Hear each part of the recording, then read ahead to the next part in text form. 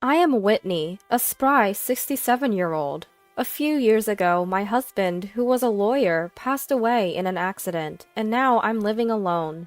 I have one son, but he got married and moved out. His name is Timothy. He's 35 years old. He works at a civil engineering firm, and currently, due to his job in a rural area, he resides in a rental apartment nearby with his wife. His wife, Brittany, is 33 years old.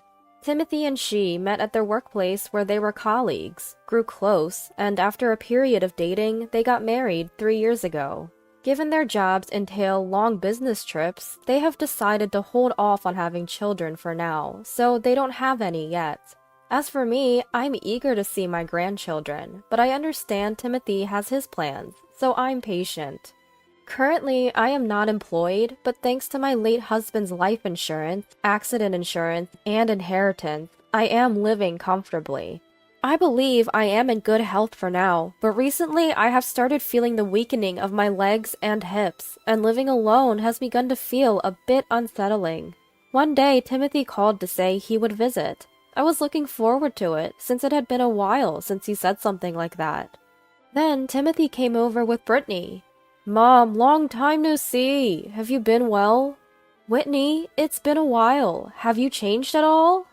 They had mentioned they had some news to share, which had me secretly hoping, could it be that they're having a baby? "Well, the project I am on is nearing completion, and it has been decided that I'll be working at the headquarters after this." "Oh, does that mean you're moving back here?" "Yeah, my job will be more administrative from now on, so I shouldn't have to work on site anymore." "That's good news. The headquarters is in the city, right? If you won't be going to sites anymore, how about buying a house somewhere?" "Actually, Brittany suggested something. We were thinking, why not move in and live here with you?" "That's right. Since Whitney is alone now, and considering your age is becoming a concern, we thought we could take care of you if we lived together, if necessary." "Really? I still feel quite energetic, but it's uncertain what might happen, and living alone at your age is indeed concerning." "Well, I do feel uneasy about living alone at times. But isn't this house too old to accommodate all of us?" "This house was built by my husband and has been standing for 30 years as a 2-story home. It even boasts a reasonably spacious backyard. The first floor houses the kitchen, a bathroom, and a toilet. There's the living room and 3 bedrooms. The second floor consists of a room my husband used as the study, and another room we used as our bedroom. I guess if Timothy and his wife moved in, they'd occupy the first floor, and I'd take the second? I have a suggestion." Brittany leaned in with excitement. "How about we do some renovations?" "Renovations?" "Yeah, this house was built during the dot-com bubble era. It's made of good materials and is pretty solid. It'd be a waste to tear it down. That's why Brittany thinks we should renovate and live together." "Well, speaking of that..." Brittany hesitated a bit. "Would you mind covering the costs?" "The costs?" "Yes, we got a quick estimate before coming here. We'll make the first floor barrier-free. The kitchen will be updated and integrated with the living room, turning it into an open-concept kitchen. We'll also revamp the bathroom and toilet with the latest fittings. For the second floor, we'll add a spacious balcony and turn it into a sunroom. We'll stay on the second floor and create a room on the first floor for Whitney. Stairs can be tough for seniors, and having a nearby toilet is a plus, right? All in all, the budget is around $120,000. Brittany explained rapidly. She seemed quite passionate about this plan. "If you agree to this plan, we can live together, and I'll also help care for you in the future." Timothy chimed in. "Well, we have some savings, but thinking of future expenses, maybe kids and such, we'd like to save where we can. It doesn't sound like a bad deal, does it?"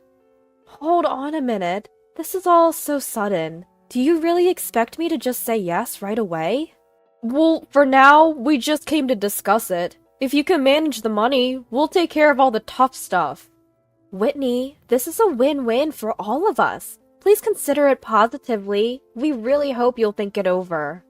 To be honest, I thought Timothy and his wife's proposal was reasonable. However, there was something off about Brittany's words.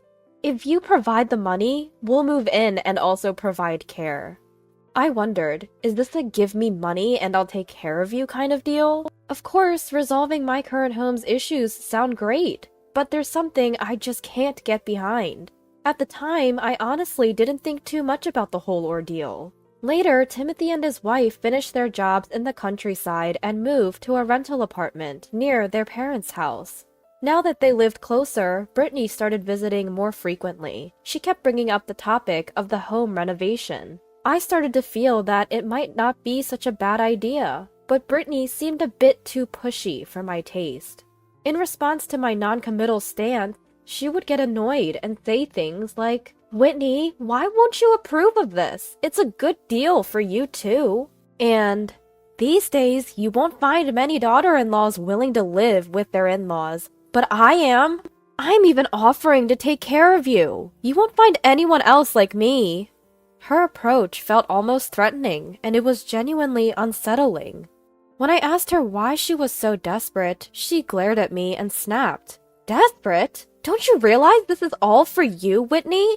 We're talking about securing your retirement with $120,000. That's not a small amount." I found Brittany's attitude quite off-putting.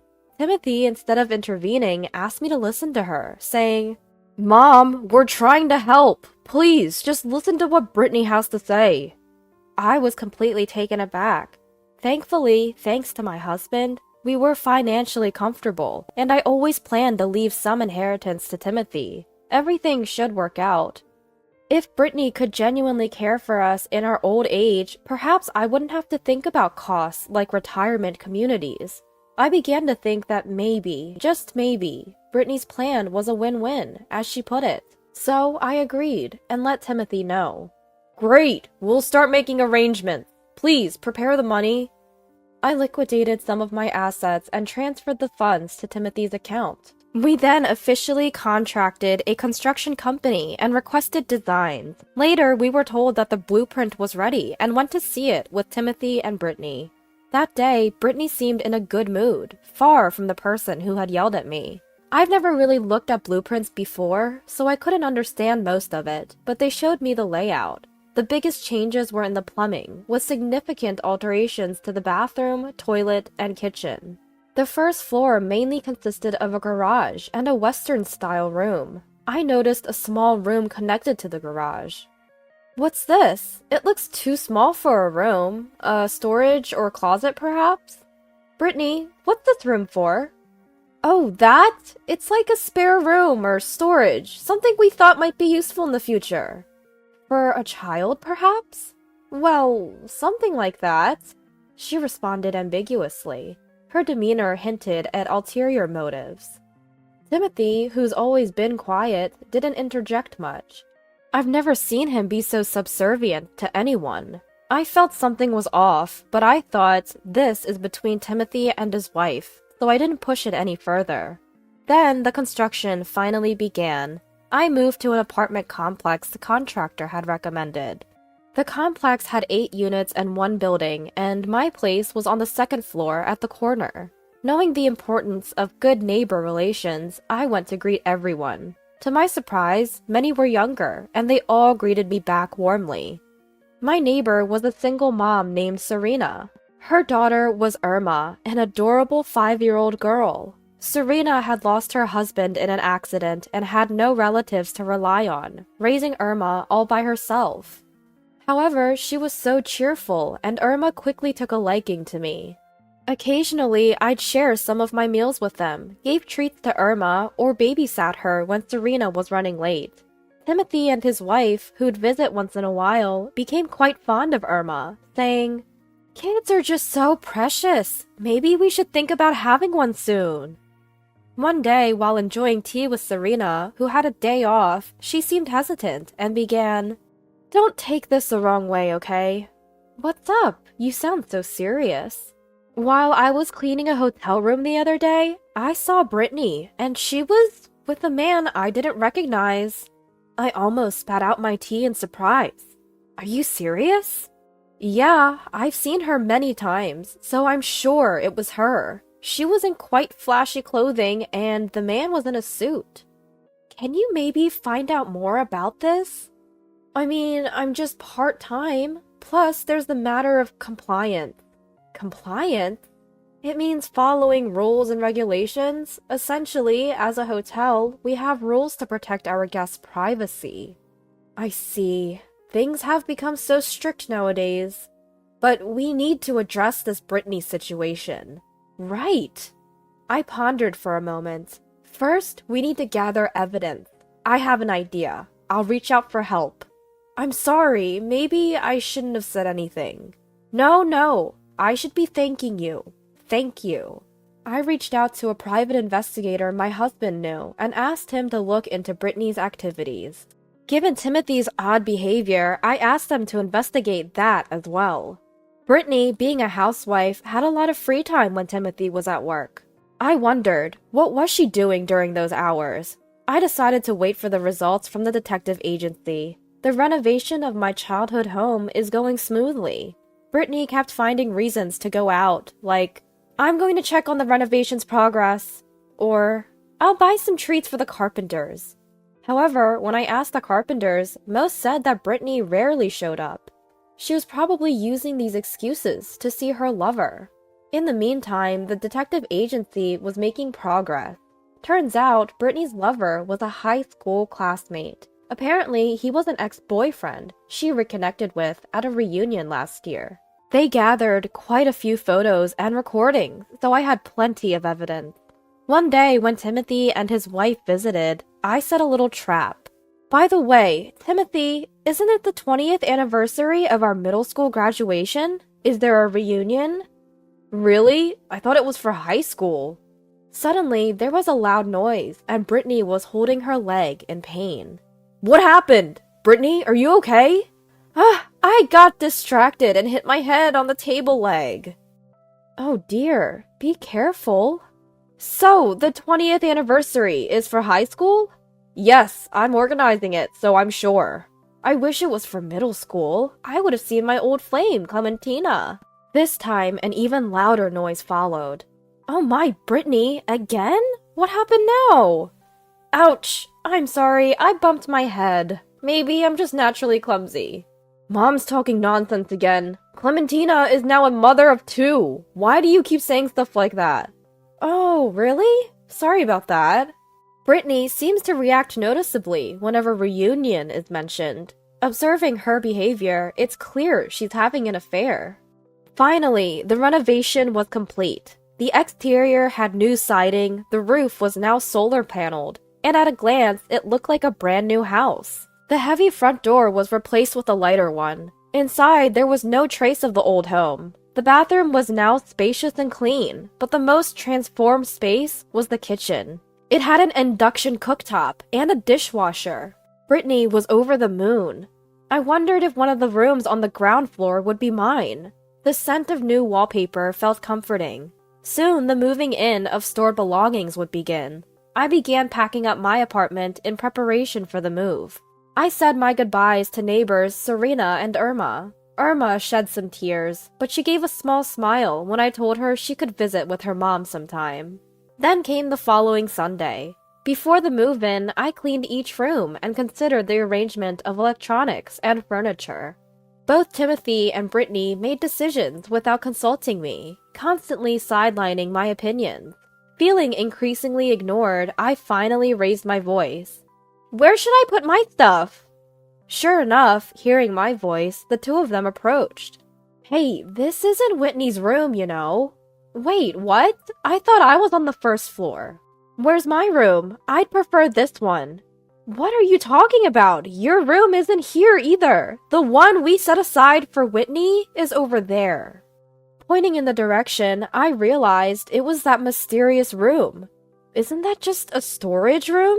Just be grateful we provided a room at all. That's your room, Whitney. It's about 500 square feet, so it's spacious enough.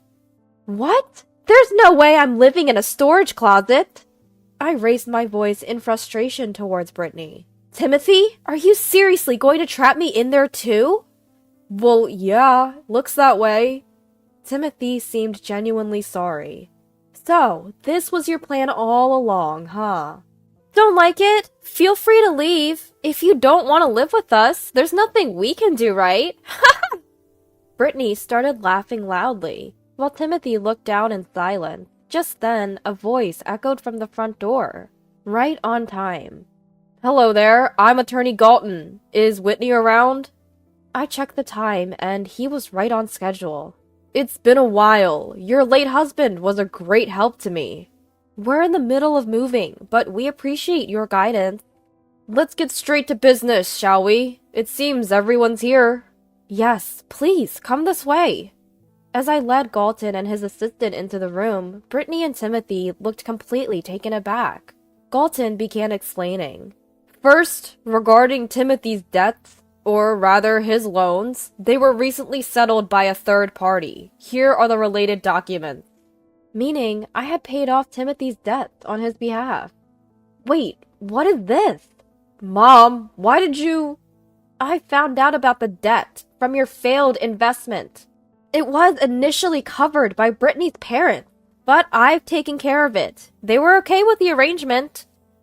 Mom, you knew about this? Now you don't need to hold back anymore. Speak your mind. Mom, I'm sorry. Thank you. We'll talk about this later. That was just a small thing. Now, on to the main topic. Main topic? Timothy looked confused. From our conversation so far, Brittany was already sweating bullets.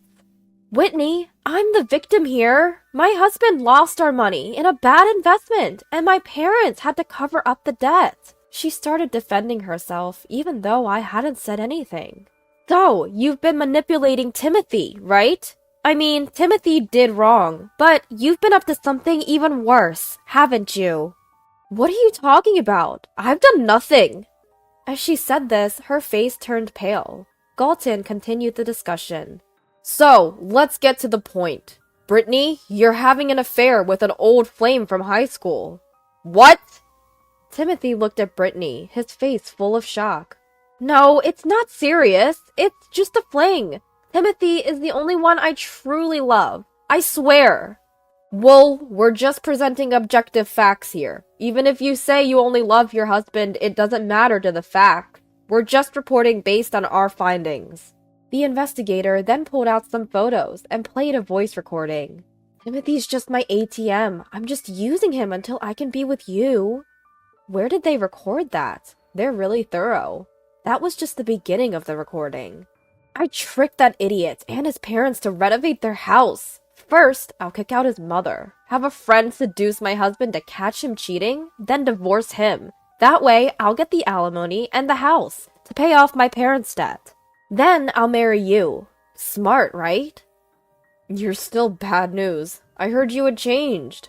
I'm just so in love with you. I want to be with you soon. There was more, but that was enough. The photos showed the two of them entering a hotel, embracing in a car's shadow, and engaging in compromising actions, both inside and outside the hotel. Brittany slouched, looking defeated. It was impossible to argue against such strong evidence. We apologize for the inconvenience. I bowed deeply, impressed by the detective agencies and Galton's work. We're at your service. Timothy, if you wish, we can help with the divorce papers, alimony, and property division. Thank you for your hard work. Brittany, her position completely compromised, left the house, leaving Timothy behind. Timothy was visibly shaken, but it was clear their marriage was over. He requested to start the divorce proceedings right there and then. Later, the law firm reached out, and a meeting took place with Brittany, her parents-in-law, the man she cheated with, and his wife. It turns out Brittany's affair partner was an old boyfriend. They reconnected at a reunion, and the sparks reignited. It was supposed to be a one-night stand, but after his transfer back to town, they continued the affair.